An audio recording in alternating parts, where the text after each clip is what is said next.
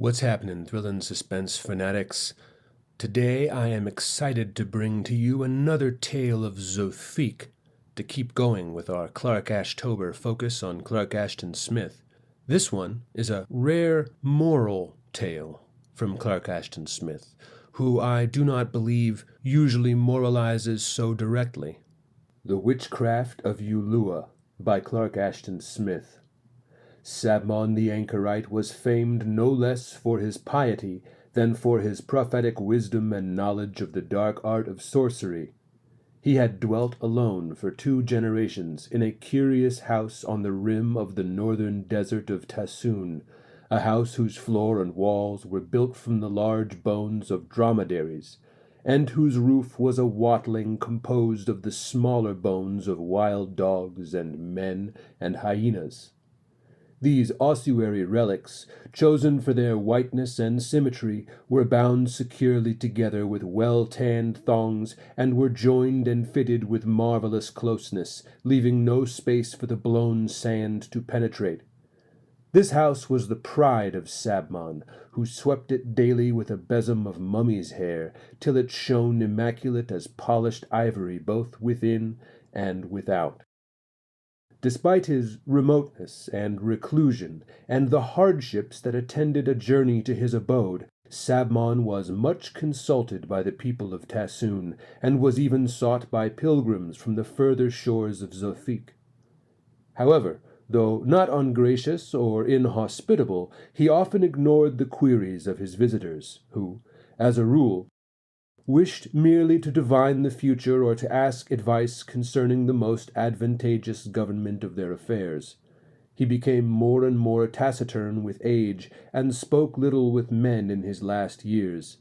It was said, perhaps not untruly, that he preferred to talk with the ever-murmuring palms about his well, or the desert-wandering stars that went over his hermitage.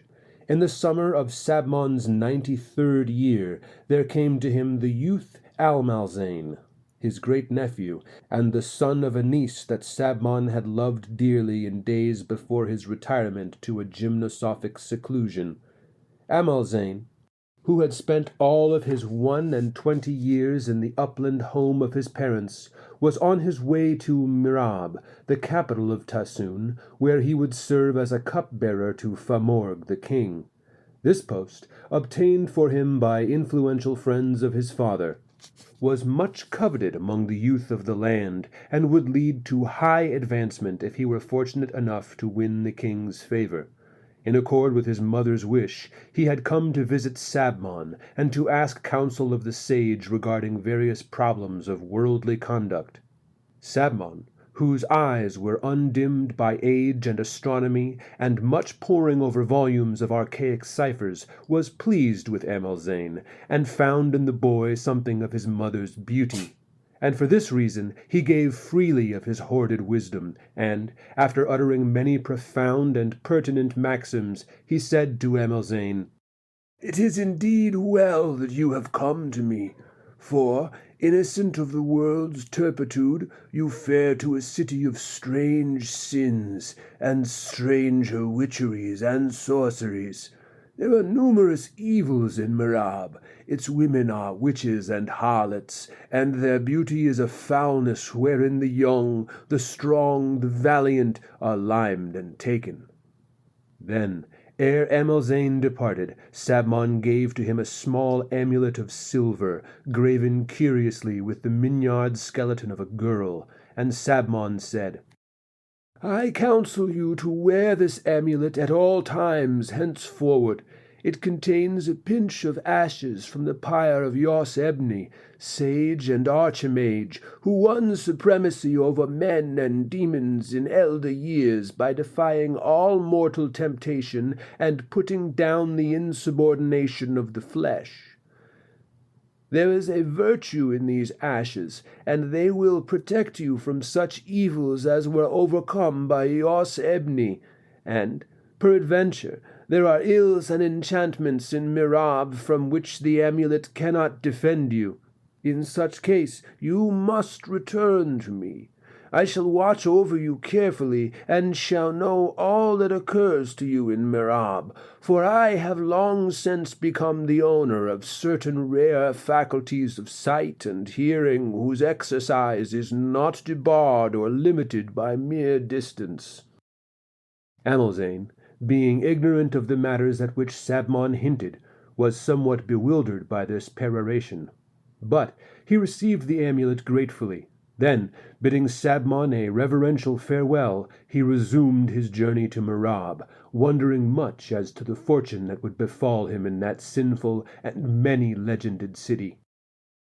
Famorg, who had grown old and senile amid his debaucheries, was the ruler of an aging semi-desert land, and his court was a place of far-sought luxury, of obliquitous refinement and corruption.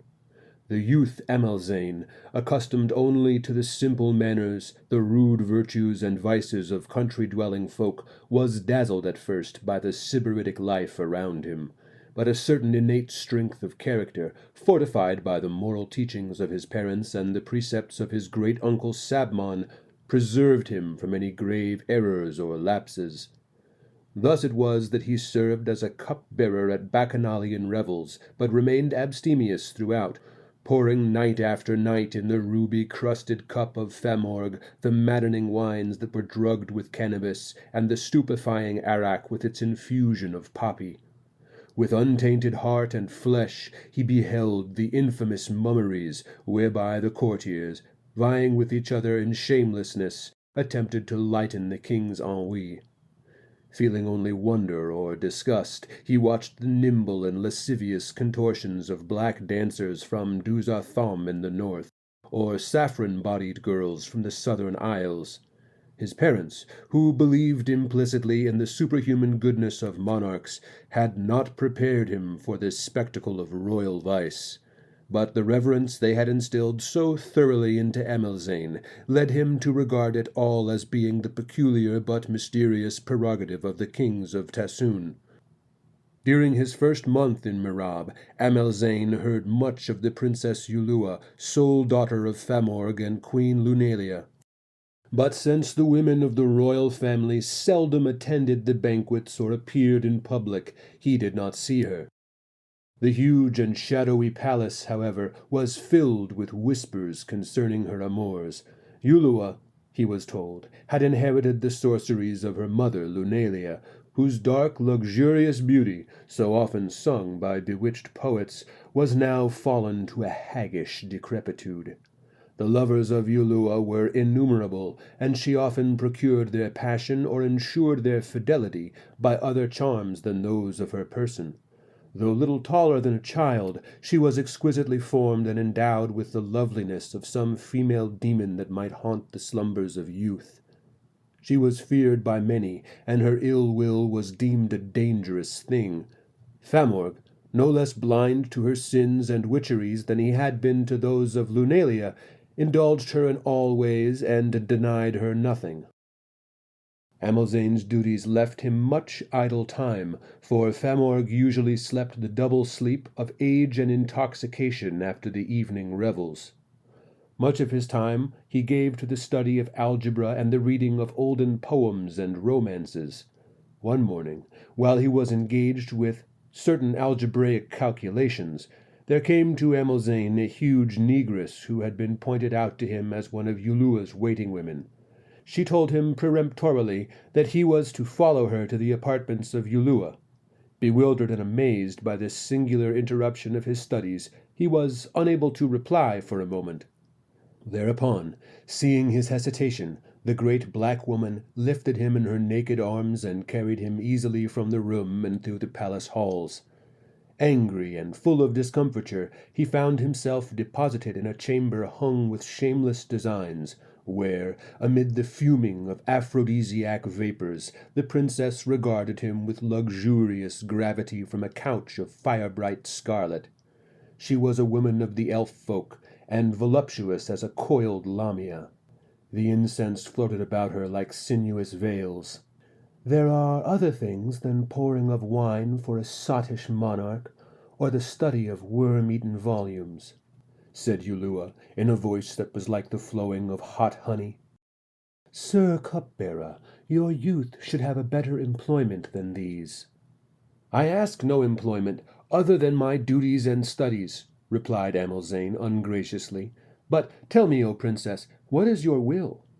Why has your serving woman brought me here in a fashion so unseemly?" "For a youth so erudite and clever, the question should be needless," answered Ulua, smiling obliquely. "See you not that I am beautiful and desirable? Behold, my arms are the portals of strange felicities. The pleasures I give are keener than the pangs of a fiery death. The dead kings of Tassoon will whisper enviously of our love to their dead queens in the immemorial granite vaults below Kaon Gaka. The Sidon, the black shadowy lord of hell, grown jealous of our raptures, will wish to become incarnate in a mortal body." The vapors, mounting thickly from golden thuribles before the couch, were parted with a motion as of drawn draperies, and Amalzane saw that Ulua was clad only in breast-cups of coral and mother of pearl and bracelets and anklets of jet. "The matters whereof you speak are nothing to me," said the youth, untempted. Ulua laughed lightly, and the vapors undulated as if in unison with her laughter, and were shaped dimly into obscene forms. "Soon you will answer otherwise," she told the youth. "Few men have denied me long, and these few have regretted their refusal in the end. You may go now, but you will return to me presently, of your own accord." For many days thereafter, Amalzane, going about his duties as usual, was aware of a strange haunting. It seemed now that Ulua was everywhere, appearing at the revels as if by some new caprice she flaunted her evil beauty in the eyes of the young cupbearer, and, often by day, he met her in the palace gardens and corridors. All men spoke of her, as if conspiring tacitly to keep her in his thoughts. And it seemed that even the heavy arrases whispered her name as they rustled in the lost winds that wandered through the gloomy and interminable halls. This, however, was not all, for her undesired image began to trouble his nightly dreams, and awakening he heard the warm, dulcet languor of her voice, and felt the caress of light and subtle fingers in the darkness. Peering at the pale moon that waxed beyond the windows, above the black cypresses, he saw her dead, corroded face assume the living features of Ulua. The lithe and mignard form of the young witch appeared to move among the fabulous queens and goddesses that thronged the opulent hangings with their amours. Beheld as if through enchantment, her face leaned beside his in the mirrors, and she came and vanished, phantom-like with seductive murmurs and wanton gestures as he bent over his books. But, though he was perturbed by these appearances, in which he could scarce distinguish the real from the illusory, Amalzane was still indifferent towards Ulua, being surely protected from her charms by the amulet containing the ashes of Yos Ebni, saint and sage and archimage. From certain curious flavors detected more than once in his food and drink, he suspected that the love potions for which she had become infamous were being administered to him, but beyond a light and passing qualmishness he experienced no ill effect whatever, and he was wholly ignorant of the spells woven against him in secret, and the thrice lethal involtuations that were designed to wound his heart and senses. Now, though he knew it not, his indifference was a matter of much gossip at the court. Men marveled greatly at such exemption, for all whom the princess had chosen heretofore, whether captains, cupbearers, or high dignitaries, or common soldiers and grooms, had yielded easily to her bewitchments. So it came to pass that Ulua was angered, since all men knew that her beauty was scorned by Amalzane, and her sorcery was impotent to ensnare him. Thereupon she ceased to appear at the revels of Famorg, and Amalzane beheld her no longer in the halls and gardens, and neither his dreams nor his waking hours were haunted any more by the spell-wrought semblance of Ulua. So, in his innocence, he rejoiced as one who has encountered a grave peril and has come forth unharmed. Then, later, on a certain night, as he lay sleeping tranquilly in the moonless hours before dawn, there came to him in his dream a figure muffled from crown to heel with the vestments of the tomb.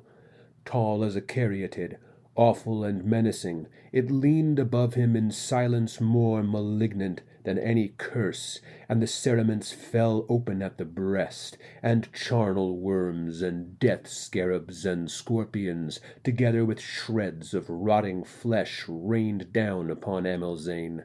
Then, as he awoke from his nightmare, sick and stifled, he breathed in a carrion fetor, and felt against him the pressure of a still, heavy body. Affrighted, he arose and lit the lamp, but the bed was empty. Yet the odor of putrefaction still lingered, and Amelzane could have sworn that the corpse of a woman 2 weeks dead and teeming with maggots had lain closely at his side in the darkness. Thereafter, for many nights, his slumbers were broken by such foulnesses as this.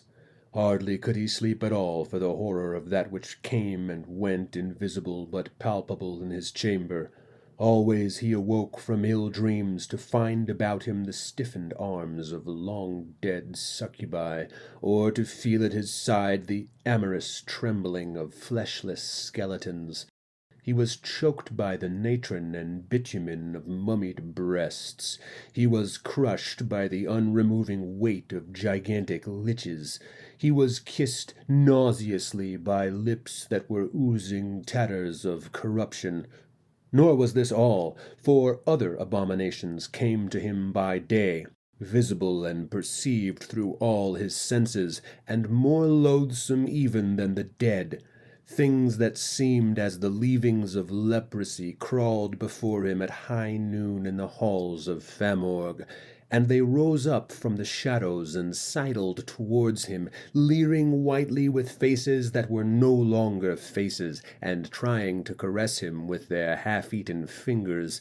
About his ankles, as he went to and fro, there clung lascivious empusae with breasts that were furred like the bat, and serpent-bodied lamii minced and pirouetted before his eyes, like the dancers before the king. No longer could he read his books or solve his problems of algebra in peace, for the letters changed from moment to moment beneath his scrutiny, and were twisted into runes of evil meaning, and the signs and ciphers he had written were turned into devils no bigger than large emmets, that writhed foully across the paper as if on a field, performing those rites which were acceptable only to a Leela, queen of perdition and goddess of all iniquities. Thus plagued and bedeviled, the youth Amelzane was near to madness, yet he dared not complain or speak to others of aught that he beheld, for he knew that these horrors, whether immaterial or substantial, were perceived only by himself. Nightly, for the full period of a moon, he lay with dead things in his chamber, and daily, in all his comings and goings, he was besought by abhorrent spectres, and he doubted not that all these were the sendings of Ulua, angered by his refusal of her love, and he remembered that Sabbon had hinted darkly of certain enchantments from which the ashes of Yos Ebni, preserved in the silver amulet, might be powerless to defend him. And knowing that such enchantments were upon him now, he recalled the final injunction of the old archimage. So, feeling that there was no help for him save in the wizardry of Sabmon, he went before King Famorg and begged a short leave of absence from the court. And Famorg, who was well pleased with the cupbearer, and moreover had begun to note his thinness and pallor, granted the request readily. Mounted on a palfrey chosen for speed and endurance, Amelzane rode northward from Mirab on a sultry morning in autumn. A strange heaviness had stilled all the air, and great coppery clouds were piled like towering many-domed palaces of genii on the desert hills. The sun appeared to swim in molten brass. No vultures flew on the silent heavens, and the very jackals had retired to their lairs as if in fear of some unknown doom. But Amelzane, riding swiftly towards Sabmon's hermitage, was haunted still by leprous larvae that rose before him, posturing foully on the dun sands, and he heard the desirous moaning of succubi under the hoofs of his horse. The night waylaid him, airless and starless, as he came to a well amid dying palms. Here he lay sleepless, with the curse of Ulua still upon him, for it seemed the dry, dusty liches of desert tombs reclined rigidly at his side, and bony fingers wooed him toward the unfathomable sand pits from which they had risen. Weary and devil-ridden, he reached the wattled house of Sabmon at noon the next day. The sage greeted him affectionately, showing no surprise, and listened to his story with the air of one who hearkens a thrice-told tale. "These things and more were known to me from the beginning," he said to Amelzane. "I could have saved you from the sendings of Ulua ere now, but it was my wish that you should come to me at this time, forsaking the court of the dotard Famorg and the evil city of Mirab, whose iniquities are now at the full. The imminent doom of Mirab, though unread by her astrologers, has been declared in the heavens, and I would not that you should share the doom. It is needful," he went on, "that the spells of Ulua should be broken on this very day, and the sendings returned to her that sent them, since otherwise they would haunt you forever, remaining as a visible and tangible plague when the witch herself has gone to her black lord Poseidon in the seventh hell." Then, to the wonderment of Amelzane, the old magician brought forth from a cabinet of ivory an elliptic mirror of dark and burnished metal, and placed it before him.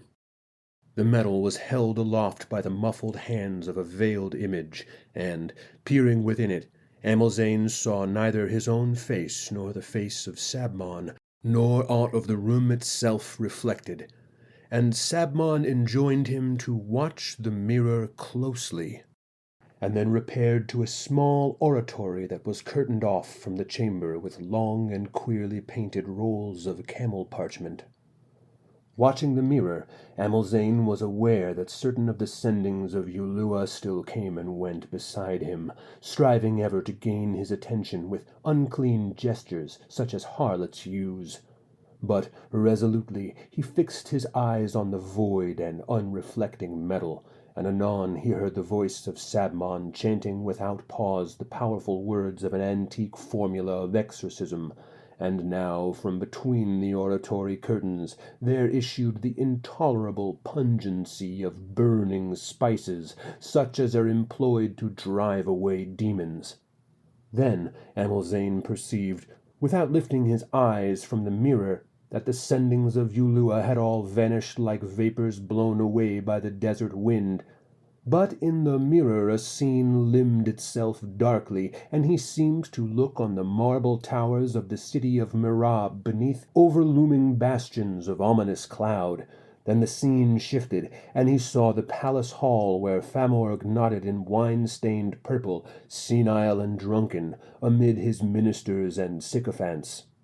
Again the mirror changed, and he beheld a room with tapestries of shameless design, where, on a couch of fire-bright crimson, the Princess Ulua sat with her latest lovers amid the fuming of golden thuribles. Marveling as he peered within the mirror, Amelzane witnessed a strange thing, for the vapors of the thuribles, mounting quickly and voluminously, took from instant to instant the form of those very apparitions by which he had been bedevilled for so long. Ever they rose and multiplied till the chamber teemed with the spawn of hell and the vomitings of riven charnel. betwixt Ulua and the lover at her right hand, who was a captain of the king's guard, there coiled a monstrous lamia, enfolding them both in its serpentine volumes and crushing them with its human bosom. And close at her left hand appeared a half-eaten corpse, leering with lipless teeth, from whose cerements worms were sifted upon Ulua and her second lover, who was a royal equerry. And, swelling like the fumes of some witch's vat, those other abominations pressed about the couch of Ulua with obscene mouthings and fingerings. At this, like the mark of a hellish branding, horror was printed on the features of the captain and the equerry, and a terror rose in the eyes of Ulua, like a pale flame ignited in sunless pits, and her breasts shuddered beneath the breast-cups, and now, in a trice, the mirrored room began to rock violently, and the censers were overturned on the tilting flags, and the shameless hangings shook and bellied like the blown sails of a vessel in storm. Great cracks appeared in the floor, and beside the couch of Ulua a chasm deepened swiftly, and then widened from wall to wall. The whole chamber was riven asunder, and the princess and her two lovers, with all her loathly sendings about them, were hurled tumultuously into the chasm. After that, the mirror darkened, and Amalzane beheld for a moment the pale towers of Mirab, tossing and falling on heavens black as adamant. The mirror itself trembled, and the veiled image of metal supporting it began to totter and seemed about to fall. And the wattled house of Sabmon shook in the passing earthquake, but, being stoutly built, stood firm while the mansions and palaces of Mirab went down in ruin. When the earth had ceased its long trembling, Sabmon issued from the oratory. "It is needless to moralize on what has happened," he said. "You have learned the true nature of carnal desire, and have likewise beheld the history of mundane corruption. Now, being wise, you will turn early to those things which are incorruptible and beyond the world." Thereafter, till the death of Sabmon, Amalzane dwelt with him, and became his only pupil in the science of the stars and the hidden arts of enchantment and sorcery. The end. I'm going to talk now about something which I believe connects obliquely to the story we just read.